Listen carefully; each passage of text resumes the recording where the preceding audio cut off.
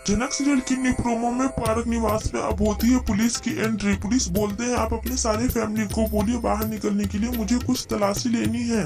तो फिर बाप बहुत ज्यादा घबरा जाती है और बोलती है पुलिस साहब आप यहाँ कैसे, आप मेरे फैमिली को क्यों बोल रहे हैं घर से बाहर निकलने के लिए।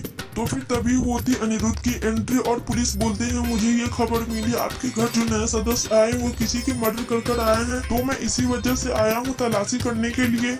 तो फिर अनिरुद्ध बोलता है पुलिस साहब आपको कुछ गलत फहमी हुई है, यहाँ पे कोई भी नया सदस्य नहीं आया हुआ है। तो फिर वाको पुलिस बोलता है आपके घर में जो नया बेटा बहू है उसे बोलिए बाहर निकलने के लिए, उसकी तलाशी करनी है। तो अनिरुद्ध बोलता है आप किसी पर कैसे शक कर सकते हैं, आपके पास कोई प्रूफ है। और वो दोनों तो 2 साल के बाद आए हैं अमेरिका से और वो अमेरिका ही पहले रहते थे, आप किसी पर ऐसे इल्जाम नहीं लगा सकते हैं। तो फिर जैसे ही झनक देखती है पुलिस को तो डर जाती और वो सोचती है पुलिस मुझे ही गिरफ्तार करने के लिए आए, अब मुझे सारी जिंदगी जेल में ही गुजारना पड़ेगा। तो फिर पुलिस बोलता है मैं बिना प्रूफ का यहाँ नहीं आया हूँ क्योंकि मेरे पास प्रूफ है और आपकी जो नई बहू आई है मुझे उस पर शक है, उसे बोल दीजिए बाहर आने के लिए। तो फिर पुलिस बोलता है कोई उसका नाम नूतन बोल रहा है और कोई झनक बोल रहा है। अनिरुद्ध जैसे ही उसका नाम सुनता है तो बहुत बुरी तरह से डर जाता है। तो फिर अनिरुद्ध सोचता है ऐसे नहीं, झनक ऐसा नहीं कर सकती है, और जैसे ही झनक अपना नाम सुनती है तो वो डर जाती है। तो फिर जनक सोचती है आखिरकार पुलिस आ ही गई मुझे पकड़ने के लिए, प्लीज सर जी आप मुझे बचा लीजिए।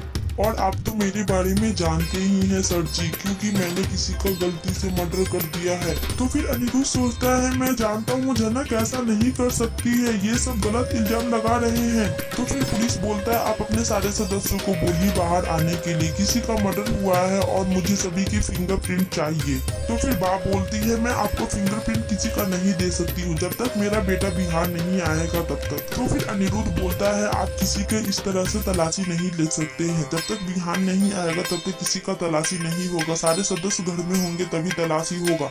ये सब कुलभूषण का चाल होता है और उसे पता चल जाता है जो ट्रक से झनक उतरी है वो गुजरात में ही है, इसी वजह से उसने पुलिस को गुजरात में भेज दिया था। अब तो पता नहीं झनक के साथ क्या होगा। आगे की अपडेट वीडियो देखने के लिए आप मेरे चैनल को सब्सक्राइब कर दीजिए और वीडियो को लाइक कर दीजिए।